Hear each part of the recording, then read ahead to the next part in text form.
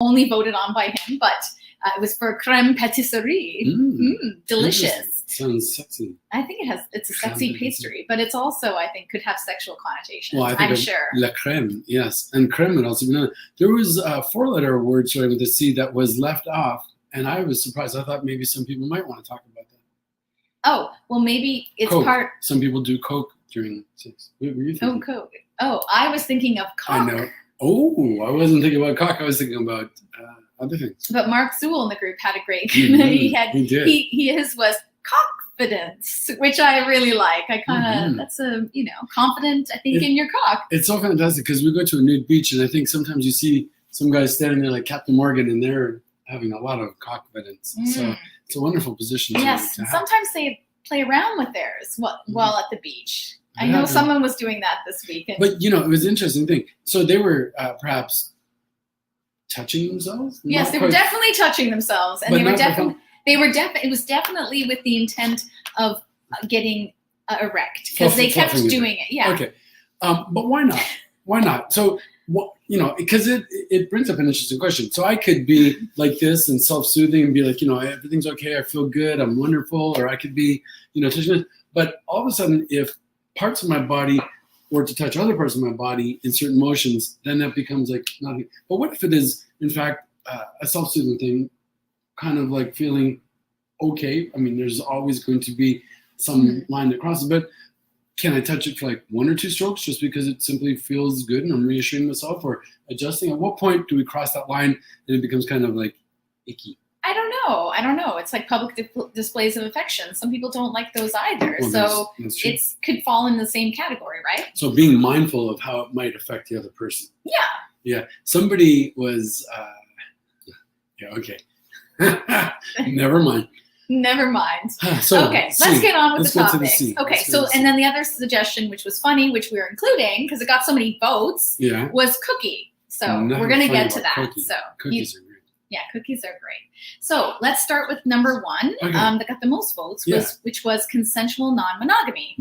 Pretty obvious choice. So we're going to consensual non-monogamy. What does that mean? Consensual non-monogamy. So some people use consensual non-monogamy and some people use ethical non-monogamy. And they're considered pretty much like the same thing. When I did a bit of research on the definitions, I like consensual non-monogamy because the word consent is in it. I like ethical because it means that I'm being forthright. I'm being open about it. And all parties involved are aware of it. It's consenting. Yeah. But it's ethically that we've not held things back, that we're being transparent in it. Right. So the definition that I got can apply to both. I think both. You have a definition? Heath, and the name I cannot pronounce, Schlapalakadinger, a psychologist at UC Berkeley.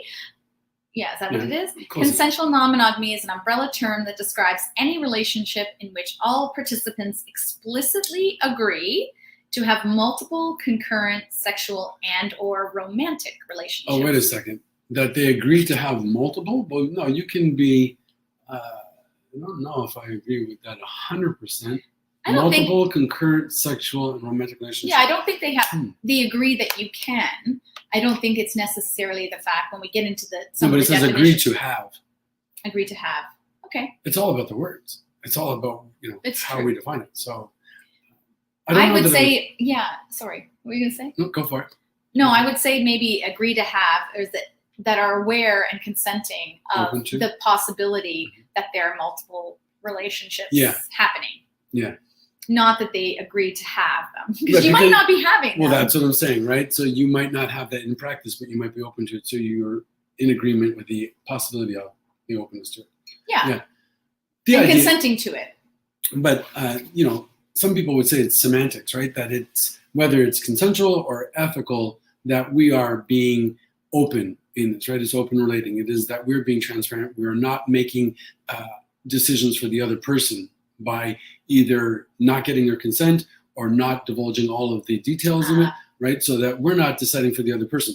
So in my past, when I was monogamish, I would not be so transparent. There were things that I would not talk about, which in essence, honestly, was being unethical because I was not giving the other person all of the information necessary. I was not being forthcoming. I was not getting their consent to participate in this way. I was just avoiding the truth. That avoidant position was not really ethical, in all honesty. So, creatively leaving out information for the purpose of dodging a bullet, potentially. And I think the important part, which you said is that earlier, is that everybody is consenting. Because I think sometimes there may be an agreement. You and I may have an agreement, but another person involved may not understand what our agreements are in terms of that relationship. Oh, there's that too. Somebody else the other day was talking about their partner going on a date and what they thought about this. And they had mentioned the idea, well, we don't know yet about this other person if they're monogamous or not.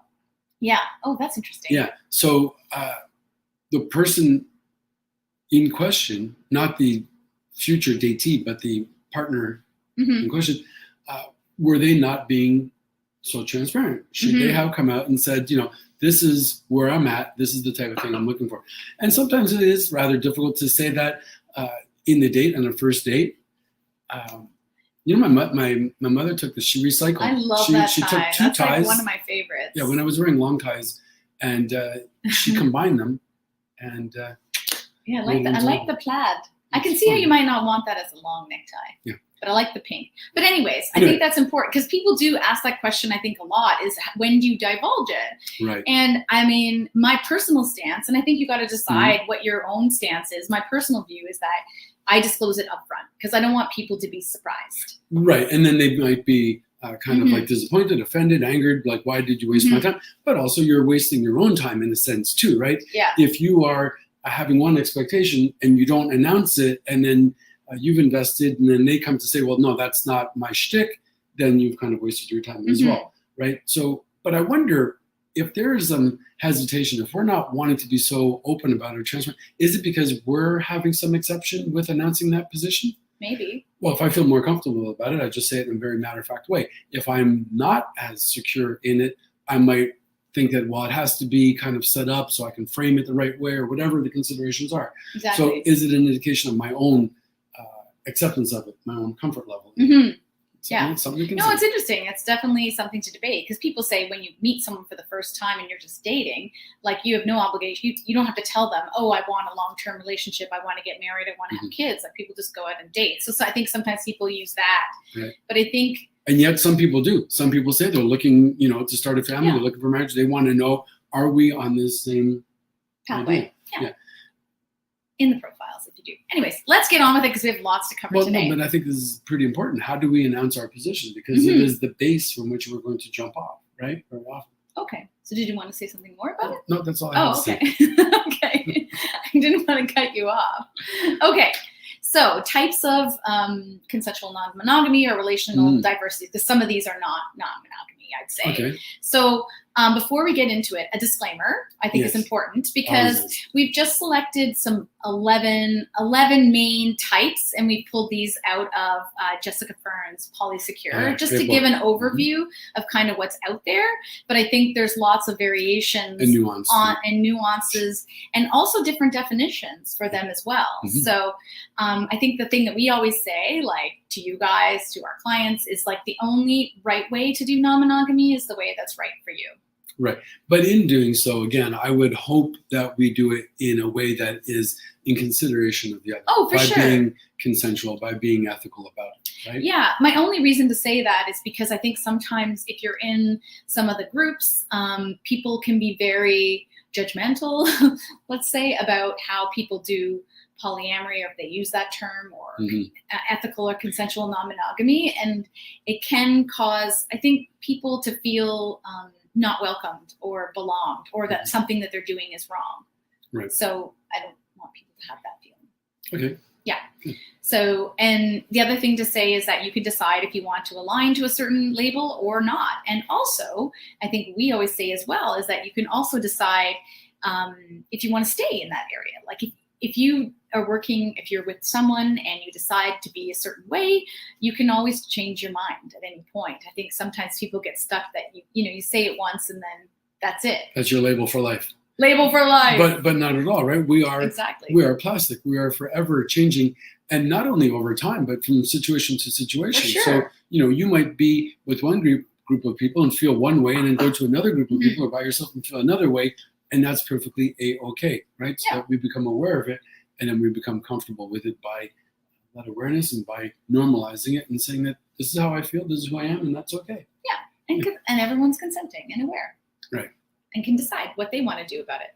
Anyways, so like I said, 11 different types, and we're going to show them from high to low sexual exclusivity and high to low emotional exclusivity. But for the disclaimer, this is not exhaustive in its listing. This is just... Yeah, I think there's some other things. There's right, 97 different types or whatever. And if you have issue with it, speak to our legal department. Otherwise, let's hear the list. Let's go for it. Awesome. Okay, well, first I'm going to show a diagram. Okay. Ooh, diagrams. Love that. Ooh, so this is directly from Jessica Fern's Polysecure. Yeah, great book. If you haven't read it, take a look at it. There's a lot of good information on that. Right. So you can see at the top, you've got high sexual exclusivity, and then to low sexual at the bottom. Low sexual exclusivity. Yeah, and then left to right, high emotional exclusivity to low emotional.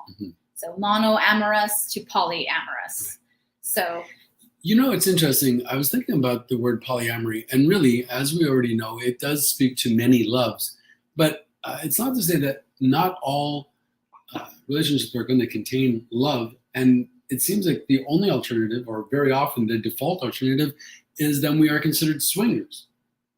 Right. But what about someplace in between that, right? Because swinging somehow feels like, well, we go to a dark room, we throw our keys in a fishbowl, and whoever it comes up with, it comes up with. But it's not to say that we don't have emotional attachment, but it might not go all the way to our feeling as though it's feelings of love.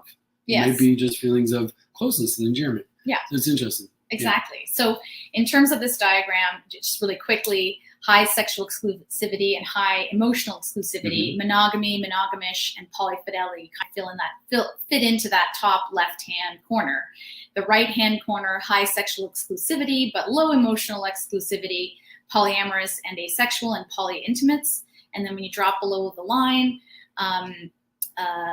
lower sexual exclusivity, but high emotional exclusivity, open marriage, relationship, and swinging. And then to the right, you've got the lower sexual exclusivity and lower emotional exclusivity is hierarchical polyamory, non-hierarchical polyamory, solo polyamory, and relationship anarchy.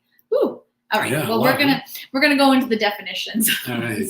But I just wanted to kind of show the quadrants, and then they range in those areas. Okay. It's good to see it laid out like that for people who are visual like myself. It's good to be able to look at it conceptually like that. Yeah, it's like one of the best diagrams I've seen. Yeah. I'm sure there's others. If people know of others, feel free to share them in the comments. Would love to see those. So let's start with monogamy. All right. So monogamy.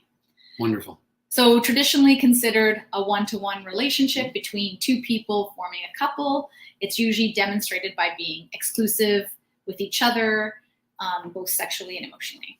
Forever and ever. If you go outside of that, it's considered cheating or being disloyal. Yeah, so it's very defined, and there's not a whole lot of wiggle room, right? There's not a lot of room for spontaneity or doing anything like that. But what if we're monogamous and we decide to be experimental? We're on vacation, like, hey, let's leave our marriage certificate on the shore. We're going on a cruise. Let's do it. What would that be like? Well, that would be what was considered monogamish, perhaps. Monogamish. Yeah. So what is that, monogamish? So, mostly sexually and emotionally exclusive, mostly, but periodically have extracurricular activities like that. So maybe on a vacation, work trip liaisons, or vacations apart. As somebody once said, a more interesting marriage. No judgment. No judgment. So that can be together or apart. So monogamish. I think that term was made famous by, oh my God, I'm going to forget his name. Dan Savage? Dan Savage, thank you. Yeah, monogamish. I think he's one of the first people that kind of coined that. Oh my goodness, Mondays. And I'm on my second coffee. All right. So then moving into... polyfidelity? Sure, polyfidelity. So polyfidelity is included in this group because it's... polyfidelity is when there's a sexual relationship that involves more than two people. Right. but these people are exclusive to each other. Mm-hmm. So they don't go outside that. So it could be one to more than one, but that you're exclusive. So like a polycule, right. They're usually closed to any outside partner. Mm-hmm. So that's polyfidelity. I think we saw a lot of that in COVID because of the constraints, the considerations of bringing not only somebody new, but something new into it, right? Because there was this idea of we might bring in a contagion. There might be something going on. So let's kind of go into this sort of closed polycule where we will feel more secure that way. And I think it gave birth to that on a lot of people who would not have normally participated in that, felt reassured in doing so that way. So but some people, this is their way of life. Like it might be a couple of couples living together and forming a polycule, and they just mix amongst themselves. Right. So not only is it physically, sexually closed, but emotionally they will also have that closed part. And I think sometimes, and it doesn't have to, polycules don't have to be this way either. Sometimes polycules have people outside, but that special guests. they have partners that are outside that but polyfidelity refers to when it's more exclusive. Very cool. Okay, moving along to swinging. Swinging. So that's when there's a practice of engaging with others, but it's usually so focus is usually sexual rather than emotional. But I think, like you said, I think there's lots of variations on that. But swinging typically is known as mostly a physical sexual. Yeah, and it's usually two people, like a couple, playing together either in the same room or separately. You might go to parties, clubs, that sort of thing. Fishbowl party. Yeah, fishbowl. You know what that is? So you put your keys in, and then you pull someone else's keys. And that's right. Yeah. I think they did that in an episode of Riverdale. They did that. They had a key party, which I thought was kind of interesting. So I mean, in that scenario where they were swinging, they went as a couple and they picked out somebody else's keys and they were going to hook up with that couple. Does that mean it's just couple to couple, or would there be like any breakout orgies or Well, I think our own experience of swinging at going to clubs and parties, there tends to be a lot more mixing. So it could go just beyond one couple and another couple. You might take all the keys and just throw them in. You might take one of each key. Right, okay. Or like keep swapping out keys. So whatever works for you, right? Whatever works for you, you announce your comfort level. Are you into this? You feel like doing this? Yeah? Yeah, okay. Let's go at it. And then it might be like, okay, you know what, time out. I've had enough. I need to take a coffee break and let's go to a safe place. And I think for some people, swinging is like their regular, like that's what they do. They do it, varying frequencies. I think for us, we do a bit of a combination of like swinging and polyamory, which we'll get into. It's interesting though, the idea that it would be primarily physical sexual based. I wonder what is on the other side of that, where we are wanting to have the emotional part, but not necessarily the physical sexual demonstration. How might we become emotionally involved? Or is that what straight people do? Is that like, and by straight, I mean your parents. Like, do they have emotional relationships with people, but they don't necessarily have sexual, physical relationships? For sure. Like my parents have. Friendships, right? Yeah, friendships. It's called friendship. It's called friendship. It's a strange concept. So you're friends, but we're not going to get naked together. Interesting. It's such an interesting concept. What a way to spend an evening. Well, it's funny though, but we have friends. We've done that. It's like a new kink, right? We remain clothed. Yeah. Wow. Yeah, we did do that. We went for dinner to my boyfriend's, your metamors, and his wife's. Yeah, and I kept my shirt on the whole time. The whole time. I did wear a sexy dress though. Yeah, you did. Well, you're always a little naughty, but I mean, there was kids there. So no. It was fun. It was super fun. We are housebroken. We can do that as well. Well, and we also have friends that we play with as well, but we don't always do that. Like during the hockey playoffs, we went and hung out with some friends and watched hockey and ate snacks and hung out. Business. Yeah. Anyways, swinging. All right. Okay. Open marriage relationship? Open marriage or open relationship. So slightly different than swinging, I'd say. How so? In which, well, I think swinging, often it's a couple decides to do an activity together, and they may go somewhere and play with different people, but it's exclusive to that particular event. Okay. Whereas an open marriage or an open relationship, you might have either relationships together, and you may have relationships outside of that. Right. So you may have another partner that your partner's not with. And, going back to the swinging part, it is mostly couples that do it, but there are relationships where, it's like open relationship of sorts where only one person will go. So one person will be mono and the other person will be poly. Mm-hmm. Yeah. So I think open marriages and open relationships, there can be an emotional attachment to your other partners, right. but you still have the main connection with your main partner, I guess you could say, nesting partner or primary partner, whatever you like to call it. Okay. So slightly different than when you move into the area of polyamory, I think. Although I think there's like probably a really fine line differentiation between these two, depending on where you sit with the definition. Sure. Yeah, and a lot of these things are kind of like on a spectrum, if you will, where there's a lot of overlap. You get into one neighborhood and suddenly you're in the other one. Yeah.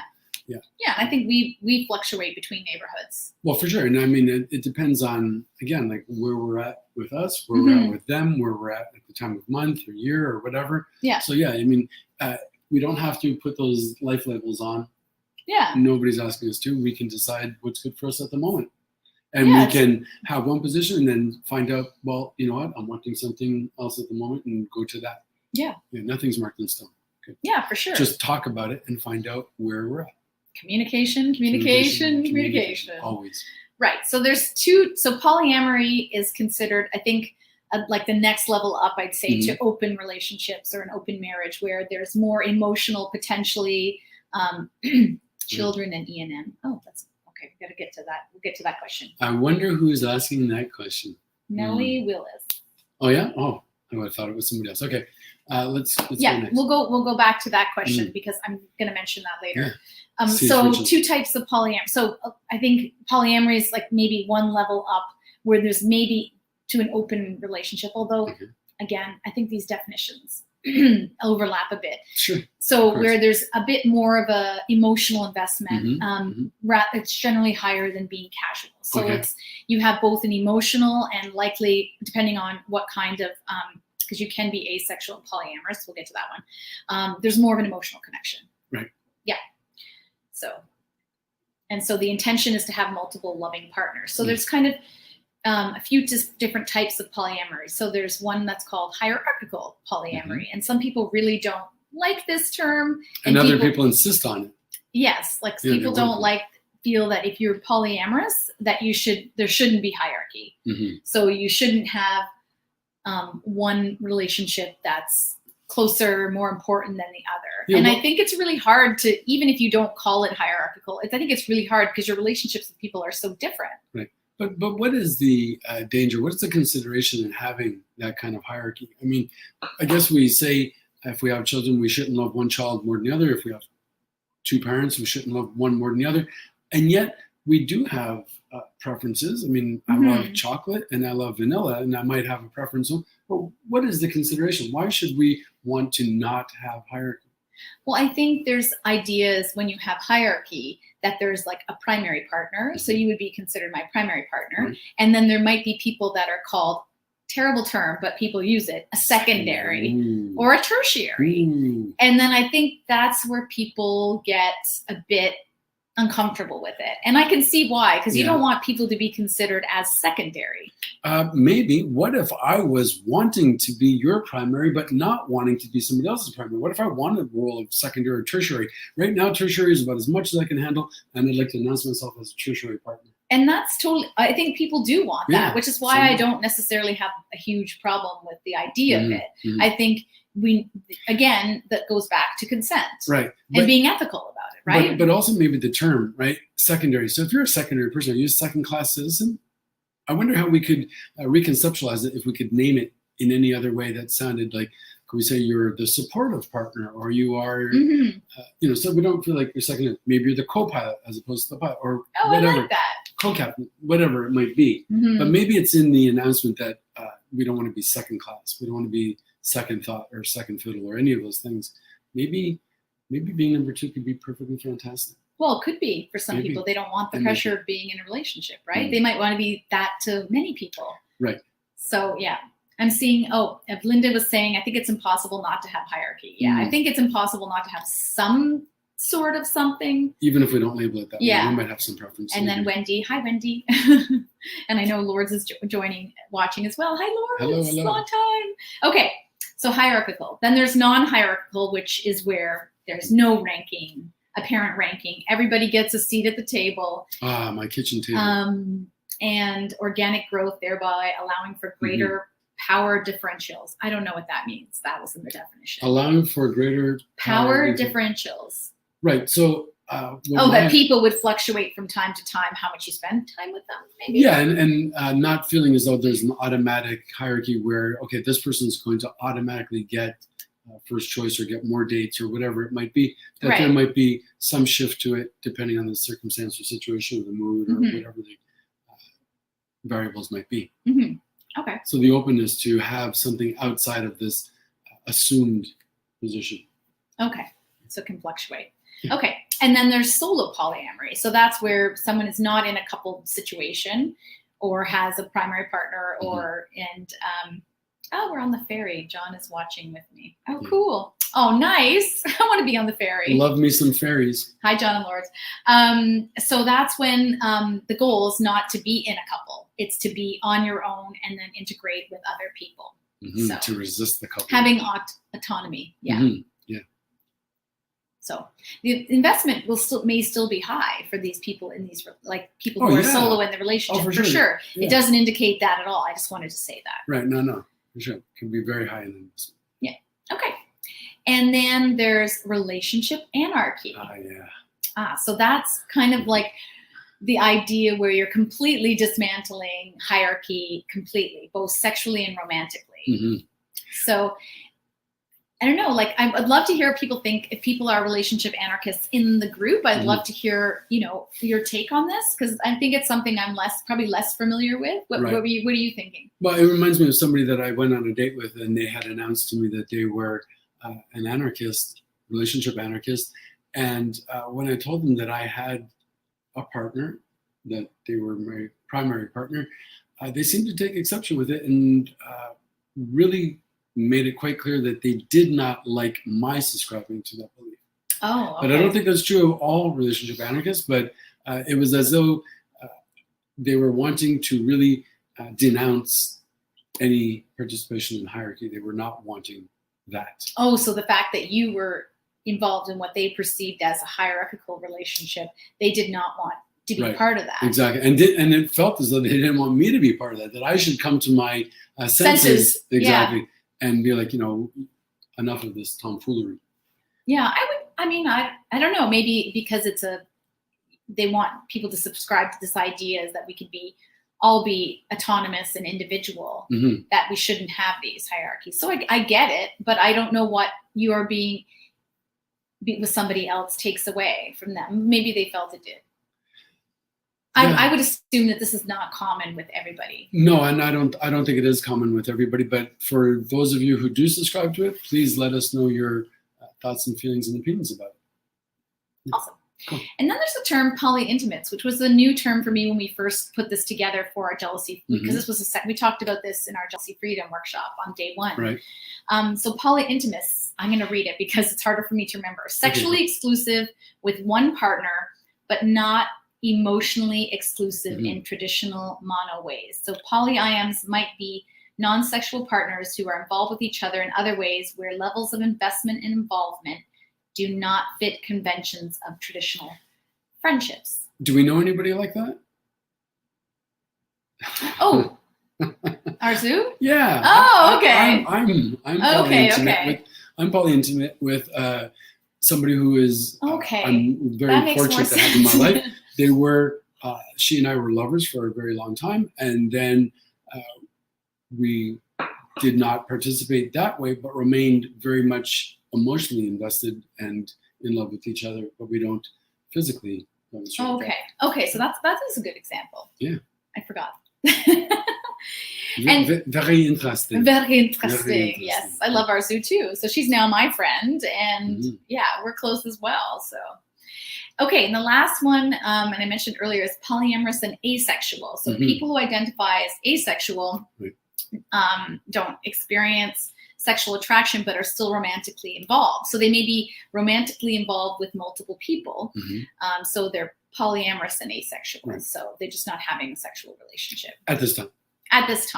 And I think it's different than just being friends too. I think there's more, I don't know, it's hard to say. That's an excellent question. Yeah, what is the difference? So is there still an erotic component to it? Even if we're not sexually, physically demonstrating that, are there still undertones that there's some kind of attraction beyond it being purely platonic?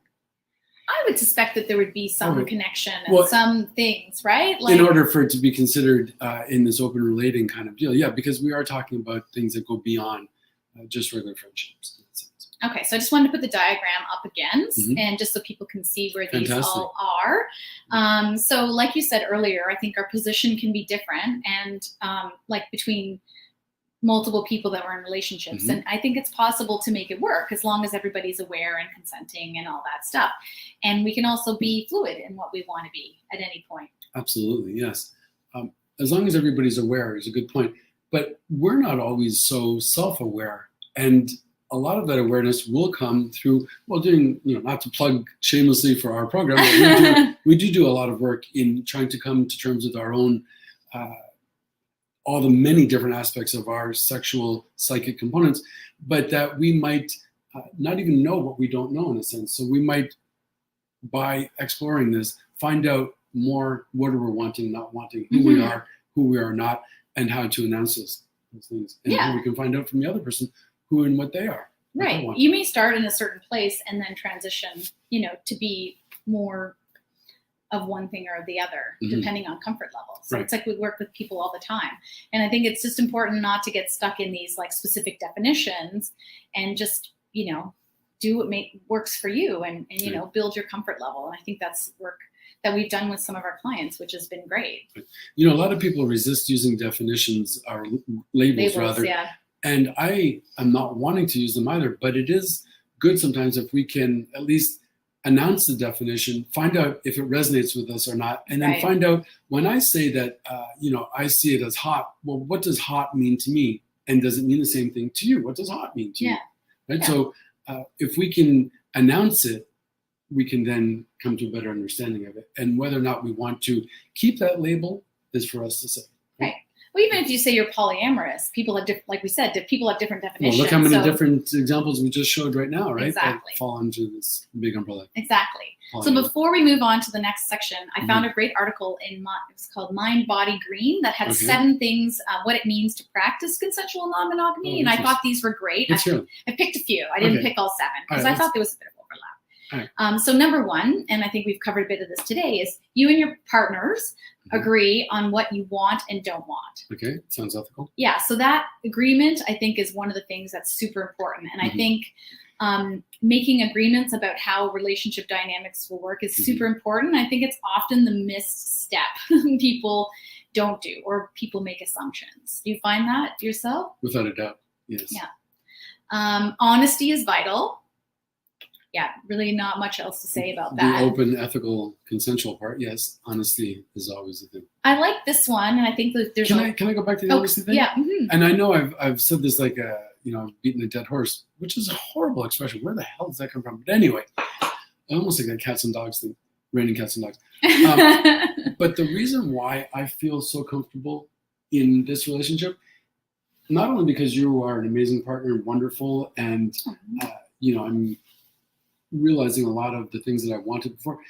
But the biggest component really is that I don't lie anymore about it, right? It's not always comfortable. It's not always easy. There's a lot of bumps in the road still at times, but I am honest, not only to you, but to myself, because I might have been able to dodge some stuff before. I might have been able to tell some white lies or darker lies.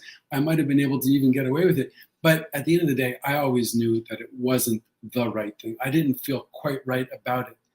And now I don't have that burden. I'm not putting myself in that position where I feel I have to lie about things. I might not necessarily get what I want all the time, and that's life's terms, but I don't have to lie about it. I'm not reproaching myself for that dishonesty. And it makes a world of difference. And I don't think I necessarily lied in previous relationships, but I definitely denied.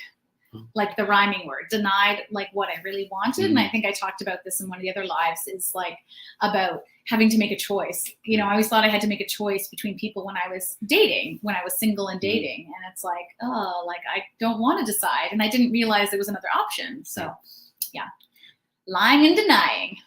Or withholding. Yeah. Or withholding. So that's all I'm going to say about honesty. Okay. Number 3 is you need to care about your partner's feelings. So this is, what does it mean to practice consensual non-monogamy? And people will debate you on this one, I think, too. Because I think there's something out there. There's this myth that if you're polyamorous or you're involved in any one of the types of open relating, is that you got to deal with your own shit. Like if you have resentments or you're feeling uncomfortable or jealous or anything like that, it's solely your responsibility to deal with that stuff. We don't need our partners to make us feel better. We're responsible for our own feelings, which to some extent is true. It's true, but yeah, but we also not want to be considering of other people too, right? Exactly. Yeah. Would that fall into that? Caring about your partner's feelings is considering how they feel? Considering how they feel, understanding how you can support them. But not being responsible for it. Not necessarily, you're not responsible for their feelings, but you can support your partner, especially at the beginning when you're just getting into this. It's like working, like you're a team, man. If you're working with if you've opening up an existing relationship, for example, you guys are a team, and sometimes one person is more comfortable than the other. You're a team, but what about those who are solo poly or anarchists? Do they feel as though they're on a team? Could you be solo and yet still feel part of that team and then go to the other team, and can you have a bunch of teams? For sure. You need to care about those partners' feelings. Right. I was just talking about giving the example if you are in a couple that's open. For sure. Because even if we're not in a so-called relationship, when we start to interact with each other, we become a relationship, right? There's some relation to each other. Exactly. And then number 4, which is there will be ups and downs. Oh yeah. One of the people often say that when you're doing open relating is that there's lots of conversations and there's also amazing opportunity for growth. And I think for me, that's something I've completely I've completely grown a lot as a person, I think, as part of this. But there are things it's common to experience, like feelings, like strong feelings too, jealousy, fear, insecurity, desire, lust, all those things. Yeah, but also good things too, like excitement, increased libido, deepened connections. So there's kind of the spectrum of feelings. And, some of these are hard to navigate and some of them are just plain awesome. So, yeah. I like what Drang wrote. We're part of the Let's Talk Politics. Even yes, exactly. I love it. Yes, you are always part of our team and we are always here to support all of you. So, yeah. Solo practitioners who come together. That's great. What is the definition of a parallel poly? Ooh, I don't know that one. I think Linda will have to look that one up. I could maybe guess, but I don't want to guess. So I'm going to look it up after and I'll drop it in the comments. Maybe you know the definition. But we'll definitely look that up. That's awesome. For sure. So wow, we're I just got to look at the time, and we have still a few things on our list, right? We got to make sure we get to cookie.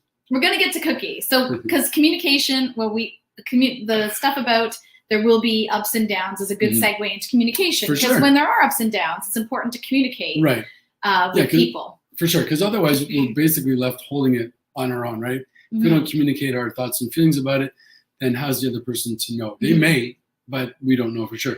But when we communicate our thoughts, feelings, concerns, the ups and downs, then we have a much better chance of being heard, being understood, and affecting some change that would be to our benefit, right? We'll be able to process it. So communication.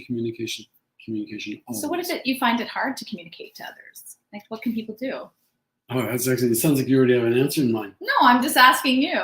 Well, we might find out what makes it difficult to announce our position, right? So what are our considerations? So I think that, well, I'm not going to be understood. I'm going to be ridiculed, and we laugh at that. There's, a whole bunch of things. But are they actual, or are they things that I am projecting? Am I creating the facts out of these feelings when, in fact, they may not be facts? They might simply be our feelings. So we want to become self-aware. We will allow for some demonstration of introspection to find out what are our feelings really tied to, right? What are they bringing up? What is the significance of them? What are they attached to? What are the origins of them? And being able to be honest with ourselves in that, then we can find out where we come from and how we might be able to adjust that way. Smiling because you didn't even look, but you said exactly what I wrote down. Kind of. The other thing I wanted to say, thanks for the helpful consult last week. Oh, but a partner who's on the fence about C&M. And says he only wants someone who wants him for the rest of his life. If you really want someone, shouldn't you be willing to at least try it out before giving up on the entire relationship? But I want to know how they know that they're going to have you for the rest of their life. Is that like a 5-year, 10-year guarantee? How long will you be living? I'm just trying to see. Oh, Leslie. Not to brush off, but yeah, it is interesting to find out how we might address that issue of wanting to know that we are having somebody for the rest of our life. And I think that is one of my major obstacles in subscribing to marriage, monogamy, is that we get this paper that says we will live together forever and ever, happily ever after. Amen. And how do we know that it's actually going to be that way? It's such a huge statement, guarantee. Beautiful intention, but the logistics of it, are we setting ourselves up? Is it a reasonable expectation? Yeah, and can you be together forever and ever without being monogamous? And I think you can be. I mean, I feel like I'd like you in my life for a very long time. Yeah, without a doubt. So there are people who've been not monogamous and been together for many, many years. And there are people who've been monogamous and not been together for many years. They are not mutually exclusive or necessary components to either way. Yeah, exactly. Yeah. So, but sometimes these things are hard to navigate, like Leslie said. And sometimes, a person thinks that they have to give up the entire relationship. And I think it's possible to work through that if everybody's open to it. So sometimes it's important to consult with somebody, talk to a professional who can help you with this, because it's not always easy to come to terms with how we feel about things and why we feel about them. So it can be us, it could be somebody else, but sometimes it's important to talk to people. We talked a lot about communication on other talks that we've done. So check out the guides. I'm going to give you a list quickly of the ones that we covered previously. So this might be a nice memory for you. Communication, what to say and how to say it. Getting comfortable with uncomfortable and difficult conversations. We did a series on sex, desire, and communication. So we did 2 parts, one on desire and one on arousal and fantasies. Fantasies was fun, so check that out too. And then this relates back to one of the questions earlier, how to talk to kids about sex, kink, and open relating. And that was a great one that we did with Ms. Ashley of Let's Talk Sex Education with Ms. Ashley Robertson. So that's in there too. Right. So those are great ones to go back and check if you missed them. Definitely. And so finally, our last topic, cookie. Cookie. So you guys thought you were being funny by suggesting cookie, or maybe you didn't. But yeah. There's so many C words that come to mind that we did not talk about. But yeah, let's speak about cookie. Consent, cunnilingus. Cuckold. Cock. Yeah, for sure. Some good ones. We might have to do C again. Oh, come. Yeah. So I laughed when I saw this suggestion, because maybe you didn't know this or maybe you did, but I always used to refer to my pussy, vulva, as my cookie. I don't do it so much anymore. I think I was shyer before. Now I don't really care. I'll use the real words. But yeah, I honestly thought I had made this up. You did. But then I looked it up on Google, and apparently it's actually a common thing that people refer to that area as. I wonder if your collective unconscious had heard it at some point and you integrated it, or did you imagine that you had invented it? But my question really is, what kind of cookie? Oh, well, I don't know. I feel like the one that comes to mind is chocolate chip. Oh, interesting. Okay. But maybe it should be peanut butter, or one of those cream-filled ones, special ones instead of cream in the middle. I was thinking good fortune cookie. Oh, what's a good fortune cookie? Yeah, that's cute. So I also found another definition, which I thought was funny, so I thought I would share, of a cookie monster, which to me would mean, I would think that would mean what you're laughing about, which is that, someone who loves to eat cookies. Someone who likes to eat cookies. Cookie monster. But actually, it's a term used, this is on a college campus. It's a person who invites members of the opposite gender into their dorm for sexual favors. Cookie monster. Who's giving the favor? Who's receiving the favor? Well, that's interesting. So it could be either, but it said it's most commonly female identifying person that does the inviting.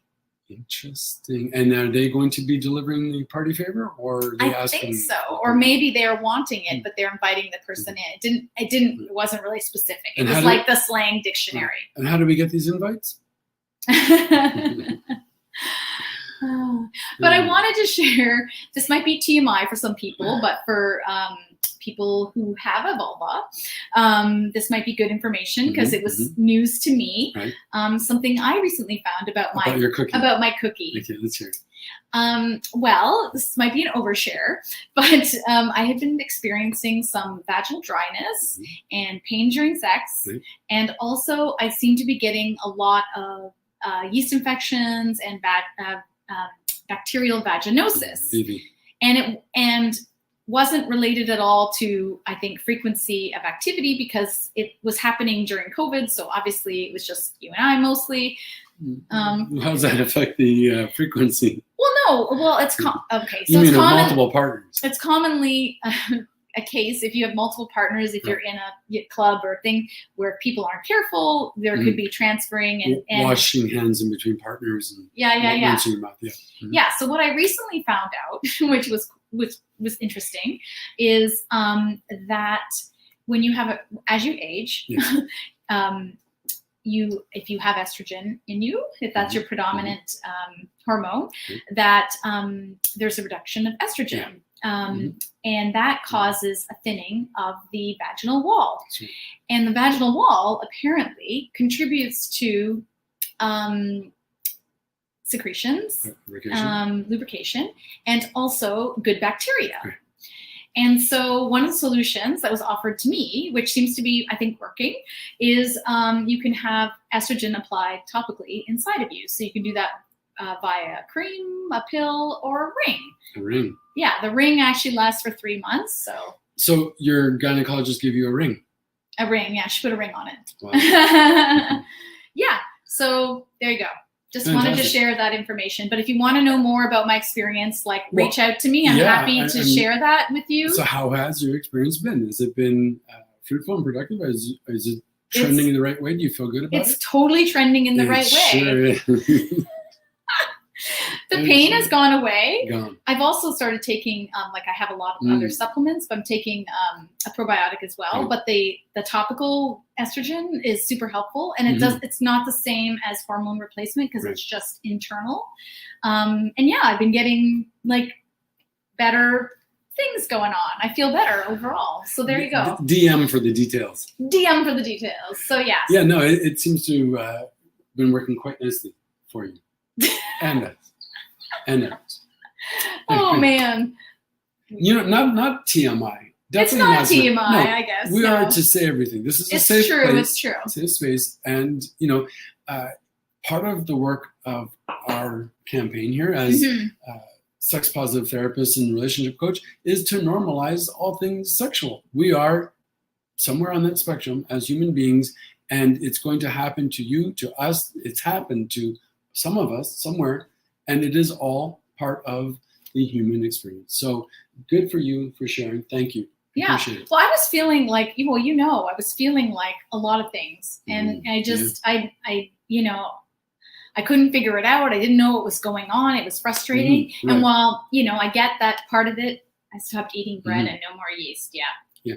Thanks, Debbie. Yeah. But, by your saying it, it might be that aha for somebody else, right? So being able to talk about it in a very adult, matter-of-fact kind of way really then gives us that information, and information is power. We can then say, well, maybe that would be a good alternative for me as well, or, oh, that was what was going on with me, or whatever it might be. Yeah. So let's always talk about it. Let's be able to talk about things. Yeah. And while they said to me, it's like, oh, you're menopausal, I was like, oh, I'm getting old. I'm super happy. I decided that I wanted to go with, I got a solution to my problem. And so that's the thing I'm focusing on. The solution. I have a solution, and I'm feeling better. Fantastic. Well, you took the action. You had the willingness to look at it as opposed to just turning from it and sitting with, bad, negative, uncomfortable feelings. Yeah. You're like, well, it was frustrating. Yeah. It was so, sure. Well, it was frustrating. Yeah. Anyways. That's it for today. Yeah, that's We'd fantastic. love to hear what you thought about today and what relational style you're doing and where you want to be if it's not where you are right now. And how your cookie is and how you like Cookie Monsters and being a Cookie Monster and all that good stuff. And as always, if you're feeling stuck or have questions, please reach out to us by DM or book a free call with us. We're here to support you.